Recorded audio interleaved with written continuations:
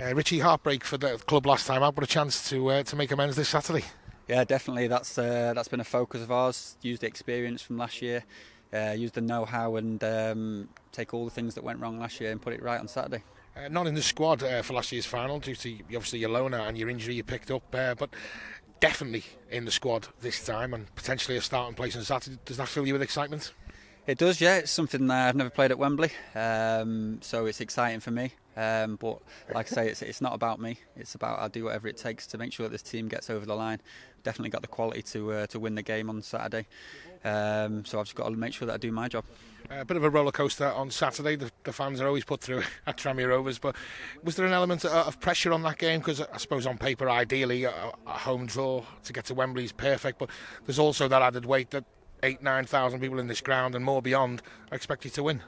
Yeah, but that's the expectation you have at this club, and it showed on Saturday. Like I've just said before, that even when we went 1-down, 2-1 down, the fans stayed with us, and it comes through in the end. So that's the importance of making sure they stick with the team. And talk us through this week. Added media interest, a lot of excitement around the club. Twitter and Facebook's been going mental. How do you take it in as a player? Yeah, it's just a little bit of added pressure, but it's part of the job. You've got to take it as a positive that everyone wants you to do well, and you've got to perform on the day. So I think as professionals, and being at this club especially, we've got to be able to black that out and focus on what we need to do to win the game.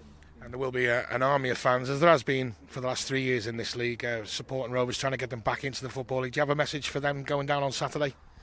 Yeah, it's the same message as always, really. Stick with the team, and we'll give you everything, and hopefully it works out this time, because obviously it was heartbreaking last year. But like I just said a minute ago, like when they stick with us and they really are that 12th man, it pulls us through. Just touching on that heartbreaking, as you mentioned, and Scott Davis has well documented about how it's been the longest season of his career so far, obviously trying to eradicate last season.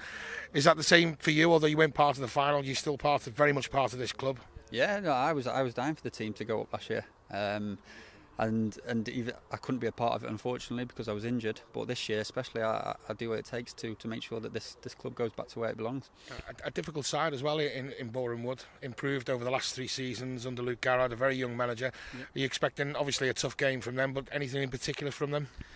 Any game in this league is going to be tough, but like I've always stuck with the principles that I believe that if we're on our game, we'll beat anyone in this league, and that doesn't change. I know it's a final, but I'm still confident with the group of players we've got here, that we'll give anyone a game and should win the game. I wish you all the very best, Ritchie. Thank you very much.